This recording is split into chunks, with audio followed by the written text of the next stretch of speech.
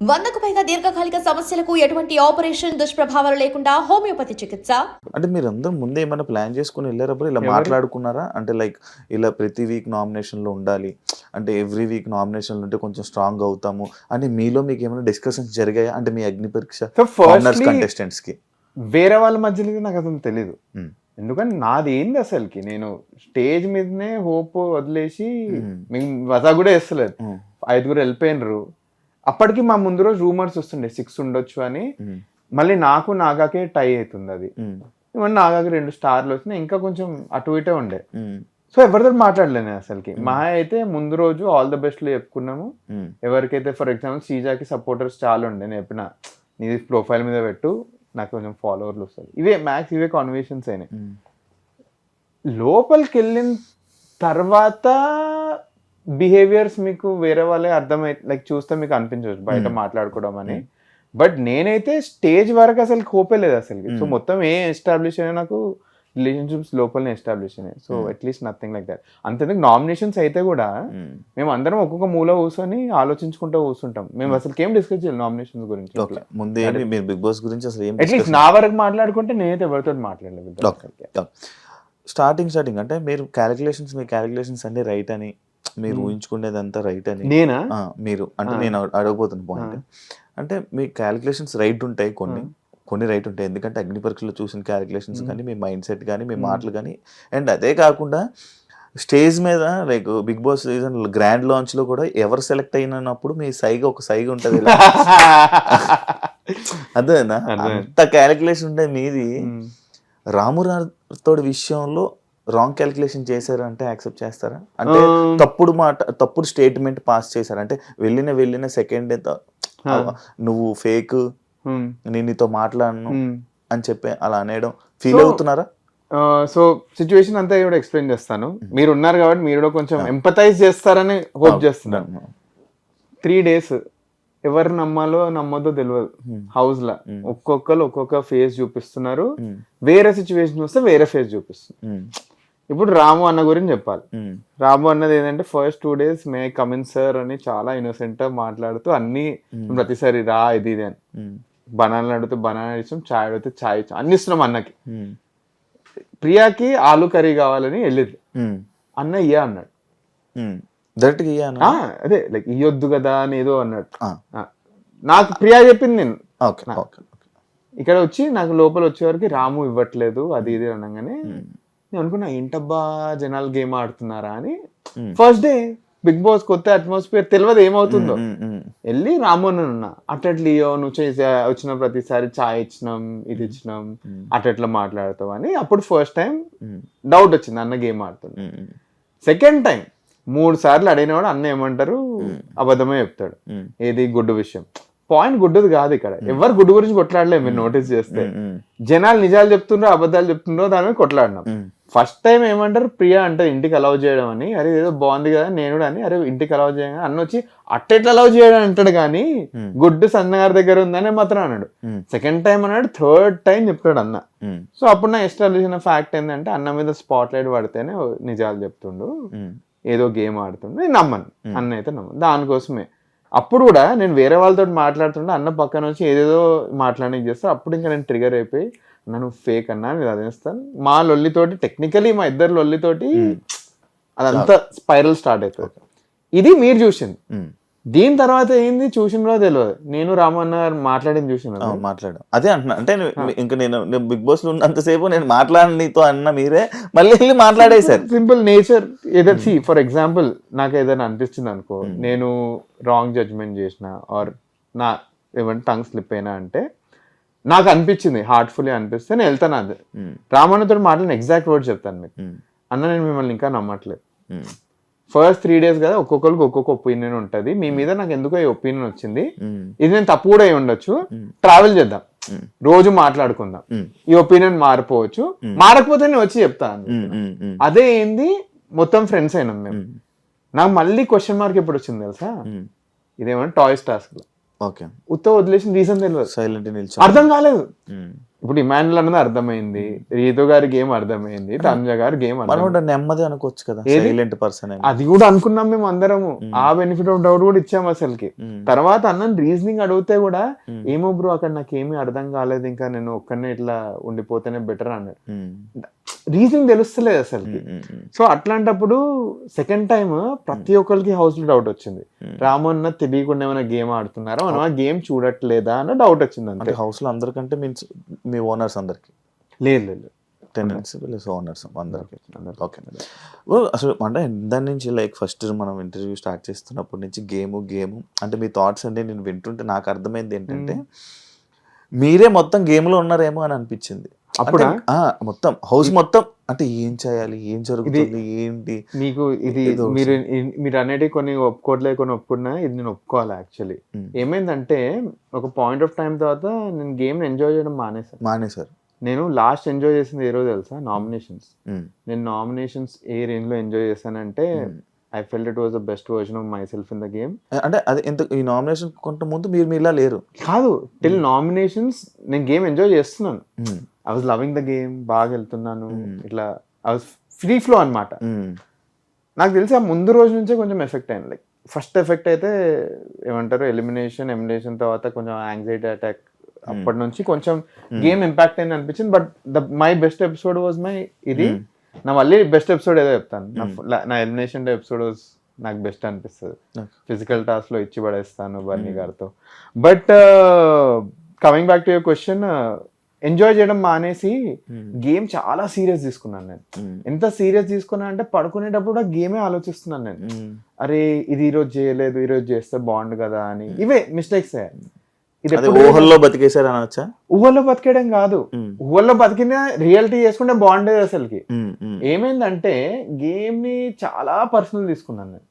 అది తీసుకునేది లేకపోతుంది ఫ్రీగా ఉండాలి. నేను ఫస్ట్ 8 days లెక్క ఉంటే ఇంకా డిఫరెంట్ ఉంటుండే, ఈ ఇమోషనలీ లో కాకపోతుండేవని. నేను ఏ డే బాగా అయ్యాను అని యాక్చువల్లీ గేమ్ అయిపోయిన తర్వాత డైరెక్టర్స్ కూడా చెప్పారు. 13th day అండి, 12th day I got out of it and I started changing my game play. ఇది యాక్చువల్లీ నోటీస్ చేసి వి యాక్చువల్లీ నోటీస్ దట్ ఇది కొంచెం చేంజ్ చేస్తున్నాం అది ఇది అన్నారు. So I wish I got to that zone before only అని. So అప్పుడే నేను రియలైజ్ అయ్యా, రోజు రాత్రే పూల్ దగ్గర కూర్చొని గేమ్ అనలైజ్ చేసుకుంటాం కదా, అప్పుడు రియలైజ్ అయ్యి నేనే గేమ్ ఎంజాయ్ చేయడం మానేసి సీరియస్ తీసుకుంటా, ఇట్స్ నాట్ హెల్తీ అని ఐ ఫెల్. దీంట్లో I have to accept it. Game serious తీసుకున్నాను అంతే. అదే అంటే అది ఎప్పుడైతే మనం గేమ్ ని సీరియస్ తీసేసుకుంటామో మనం మనలా ఉండడం మానేస్తాం ఫస్ట్. ఎందుకంటే మనం మనలా ఉండుంటే మీరు అగ్ని పరీక్ష మర్యాద మనీష్లా ఉండేవాళ్ళు, అందులో మీరు మీలా ఉన్నారు. నాకు తెలిసి కొన్నిసార్లు కోపం ఎక్కువ వచ్చేసింది సెకండ్ హాఫ్ ఆఫ్ ద. నాకు అసలు కోపమే లేదని ఒక స్టేట్మెంట్ పాస్ చేశారు మీరే. నాకు అసలు కోపమే మీరే అన్నారు అగ్ని పరీక్ష దీంట్లోనే బిగ్ బాస్ లో. అదే మీరు మళ్ళీ కోపడిపోతుంటే అండ్ లైక్ కోపమే లేదన్నారు మనీష్, అదే అంటున్నాను. ఒక నిమిషం ఇది అగ్ని పరీక్షలో నాకు ఏమంటారు సీముకేఆర్ అంటారు, మిమ్మల్ని ఏమంటారు కొన్ని థింగ్స్ ట్రిగర్ చేస్తాయని. నేను వాటికి నో అన్నాను. లేదు మీకు తెలుసు కదా హౌస్ ఎట్లుంటుందో, so house brings out every emotion of every. అంటే అక్కడ మాస్క్ లేకుండా, మాస్క్ ఉంటే 2 వారాల్లో వచ్చేస్తుంది బయటికి.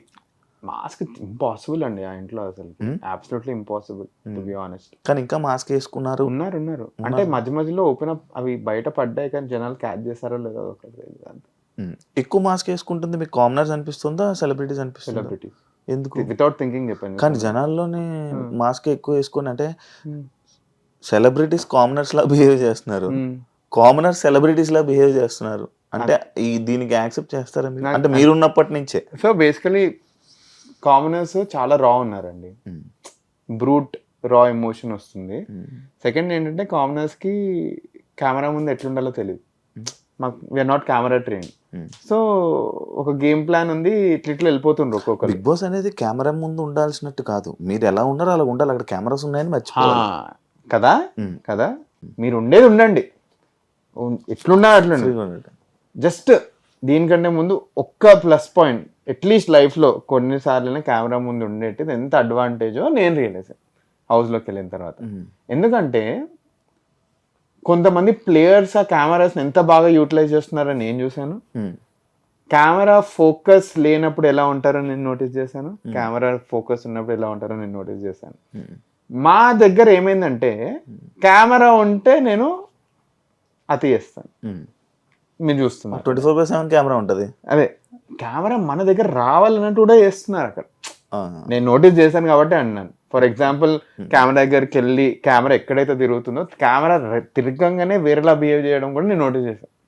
సో ఇవన్నీ చూడడం వల్లే నేను ఎక్స్ట్రీమ్ స్టేట్మెంట్స్ పాస్ చేశాను. అంటే కెమెరా వస్తే ఇంకా చేంజ్ అవ్వడం, కెమెరా లేనంత వరకు పంచాయతీ లేదు. కెమెరా జూమ్ ఇన్ స్కోప్ కరో అన్నప్పుడే అయిపోయింది. ఎవరు పెర్ఫార్మెన్స్ లాగా చేస్తున్నారు. నేను దానికోసం నేను ఇంకో మాట కూడా అంటాను, ఇది వచ్చిందో లేదో తెలియదు నాకు. ఇంట్లో కూడా ఇలానే ఉంటారా వీళ్ళు?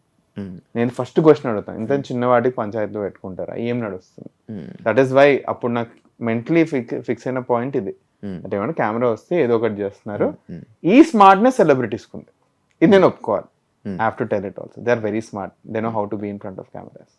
అంటే వాళ్ళకి బిహేవ్ చేయడం నేర్చుకున్నారా లేకపోతే అక్కడ బిహేవ్ చేయాలి? లేదు లేదు లేదు లేదు లేదు అంటే లైక్ కొంతమంది, లైక్ మెజారిటీ ఆఫ్ దెమ్ చెప్తాను, మెజారిటీ ఆఫ్ దెమ్ నార్మల్ గానే ఉంటున్నారు. ఇప్పుడు ఫర్ ఎగ్జాంపుల్ నేను హీట్ ఆఫ్ ద మూమెంట్ లో నేను తిట్టేశాను, వాళ్ళు హీట్ ఆఫ్ ద మూమెంట్ లో తిట్టారు. They are at least composed. ఎప్పుడో ఒకప్పుడు వాళ్ళు చిన్నప్పుడు తిట్టేసి ఉంటారు. As a grow in career ఇవన్నీ లిమిట్ అయిపోయాయి. దానికోసమే calmness of very raw in emotions అని కనిపిస్తుంది, అండ్ కొంచెం కొంచెం ఓవర్ యాక్టింగ్ అని కూడా అనిపిస్తుంది. సో ఈ రెండు చెప్పాలి. Bigg Boss before Bigg Boss అన్ని సీజన్స్ చూసారా? మీ ఓటీటీ చూడలేదు,